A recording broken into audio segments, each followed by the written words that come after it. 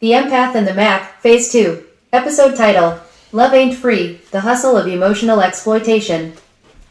Somewhere between a Marvin Gaye falsetto and a 1970s Velvet Slick soundtrack, we glamorized the pimp. Think Superfly, the Mack, and even Iceberg Slim's Pimp, the story of my life. They strutted through the culture with silk on their backs and poison in their game. But the real story, the raw, unfiltered truth behind the fur coats and street corner glory, has less to do with swagger and more to do with control. And if you've ever tangled with a narcissist, you already know, they're just modern-day pimps in designer cologne. Let's get into it. Exploitation through emotional manipulation. AKA, the game ain't free, and neither is your soul. Pimp Game 101. The classic street pimp didn't just manipulate the body, he colonized the mind.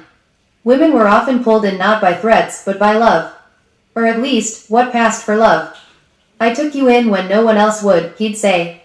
You owe me. Or worse, he'd position himself as the savior, the only one who ever truly saw her. That's the hook. Once she bit, the rules of the game were clear. Affection came in doses. A good night, a smile, a wink, maybe even dinner.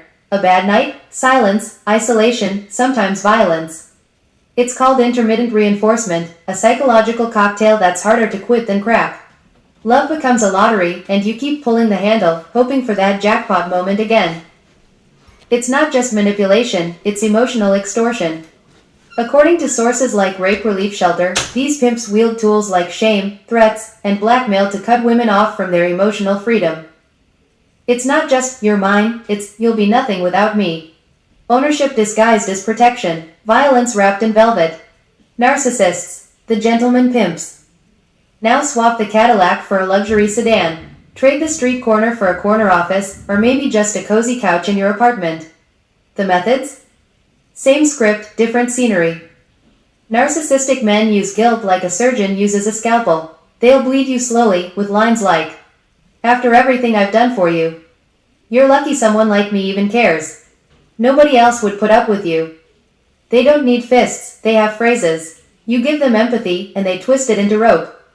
Their affection is also conditional, sporadic, confusing. One moment they're warm, attentive, love-bombing you with compliments and cuddles. The next, they go ghost or turn cold. You'll ask yourself, did I do something wrong? Is he upset? How can I fix this? You're chasing the high of who he was in the beginning, the charming, magnetic man who seemed to worship you. But here's the trick, that version of him was never real. It was bait, and now you're hooked. As outlined by the Polaris Project, narcissists exploit empathy with surgical precision. They play the victim when it suits them, punish with silence, reward with crumbs. They create a dynamic where you become the one apologizing, even when you're the one bleeding. The ownership illusion. Pimps and narcissists both thrive on the illusion of ownership. It's not just about money or sex or status, it's about possession. In both worlds, your feelings aren't yours anymore. Your love becomes a tool for their power. Your boundaries are seen as betrayal. You don't just belong to them, you owe them. And the second you try to reclaim your autonomy, the game shifts. Now they're the real victim. The manipulator becomes the martyr. Sound familiar? Pop culture check. Pop culture has long blurred the lines between game and abuse. Movies like Hustle and Flow and American Pimp romanticize the grind but gloss over the trauma. We get glitter, not grief. Even music has played its part. Think 50 Cent's, Pimp, or Snoop Dogg's early discography. The image is always the same, women as assets, loyalty as currency, love as leverage. And before we crucify just one genre, don't forget Every Breath You Take by The Police. That haunting melody? It's a full-blown stalker anthem. Obsession repackaged as devotion. So why do we stay? Because manipulation doesn't feel like manipulation in the moment. It feels like love with rules, like a game you're just not good enough to win.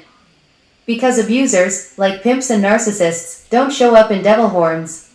They show up in flowers, in I miss you texts, in justifications so smooth they slide past your gut instinct before you even notice the bruises. Because the pain is familiar. And when you've been conditioned to believe love hurts, that chaos is passion, you start mistaking emotional terrorism for deep connection. The exit strategy. Leaving isn't easy, neither for a woman on the stroll, nor for an empath in the grip of a narcissist. But here's what helps. Recognize the pattern. The coldness after warmth, the guilt traps, the power plays. Call it what it is. Reclaim your story. They may have written chapters, but they don't get to write the ending. Build a tribe. Pimps isolate. Narcissists isolate. Connection is your rebellion. Choose healing over history. Just because it started in love doesn't mean it ends in loyalty. Final word, ain't no love in the game. This isn't about bashing men. It's about breaking the cycle of manipulation masked as intimacy. Whether it's a pimp rocking a gold chain or a narcissist wearing emotional wounds like merit badges, the result is the same. You lose yourself trying to love someone who only loves control. But the moment you name it, the moment you stop romanticizing the roller coaster, you step into something radical. Freedom. So, to every empath out there still holding on, still wondering if you're crazy, still chasing breadcrumbs. You're not crazy, you're caught in the game. And now? You're learning how to walk away. The Empath and the Mack, Phase 2. Episode title, Love Ain't Free, The